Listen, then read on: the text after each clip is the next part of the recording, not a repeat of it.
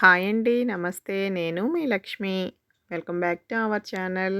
Friends, ఈరోజు మన వీడియోలో ఇన్‌స్టెంట్‌గా ఊతప్పం ఎలా తయారు చేసుకోవాలో చేసి చూపిస్తున్నానండి.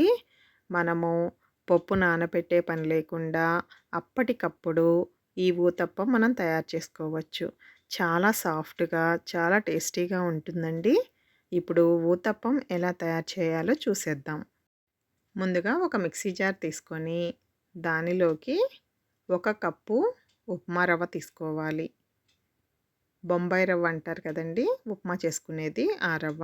ఒక కప్పు వేసుకొని దానిలోకి ముప్పావు కప్పు వరకు పెరుగు వేసుకోవాలి. అలాగే దానిలోకి ఒక కప్పు వాటర్ వేసుకోవాలి. కప్పుకి కొంచెం తగ్గించి వేసుకోవాలండి.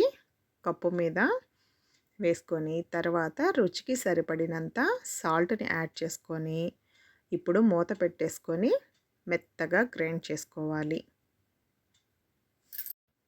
ఇలా మెత్తగా గ్రైండ్ చేసేసుకున్న తర్వాత దీన్ని ఒక బౌల్ తీసుకొని ఆ బౌల్‌లోకి వేసేసుకుందాం. చూసారు కదండీ! చక్కగా మెత్తగా లిక్విడ్ లాగా వచ్చింది కదా! ఇప్పుడు మూత పెట్టుకొని దీన్ని ఒక 10 నిమిషాలు పక్కన పెట్టేద్దామండి. ఒక 10 నిమిషాల తర్వాత కొంచెం గట్టి పడుతుంది పిండి. ఈ టైంలో ఒక ఉల్లిపాయని సన్నగా తరిగిన ఉల్లిపాయ వేసుకోవాలి. అలాగే క్యారెట్ తురుముకున్నది వేసుకోవాలి.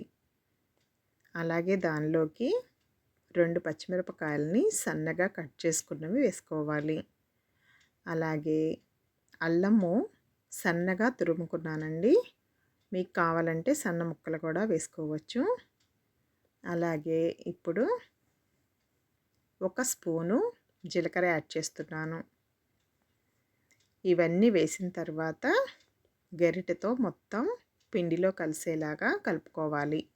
మనం ఒక 10 నిమిషాలు నానబెట్టాం కదండీ! అలా నానబెట్టినప్పుడు మనకి రవ్వ వాటర్‌ని పీల్చుకొని కొంచెం పిండి గట్టిపడుతుందండి. చూడండి, నేను చూపిస్తున్నాను కదా! అలా వస్తుంది. ఇలా మొత్తం కలిపేసుకున్న తర్వాత దీనిలోకి మనం బేకింగ్ పౌడర్ యాడ్ చేసుకోవాలండి. ఈ బేకింగ్ పౌడర్ యాడ్ చేసుకునేది మనం ఎప్పుడైతే దోసలు వేసుకుంటామో అప్పుడు మాత్రమే యాడ్ చేసుకోవాలి. చూసారు కదా! నేను కొంచెం ఒక హాఫ్ టీ స్పూన్ వరకు వేసానండి బేకింగ్ పౌడరు. మీరు తీసుకునే క్వాంటిటీని బట్టి వేసుకోవాలి. నేను తీసుకున్నది చిన్న కప్పే కాబట్టి నేను హాఫ్ టీ స్పూన్ వరకు బేకింగ్ పౌడర్ వేసుకున్నాను. మీకు కావాలంటే బేకింగ్ పౌడర్ కొంచెం, అలాగే సగం మనం సోడా ఉప్పు అంటాం కదండీ! వంట సోడా, అది కూడా వేసుకోవచ్చు.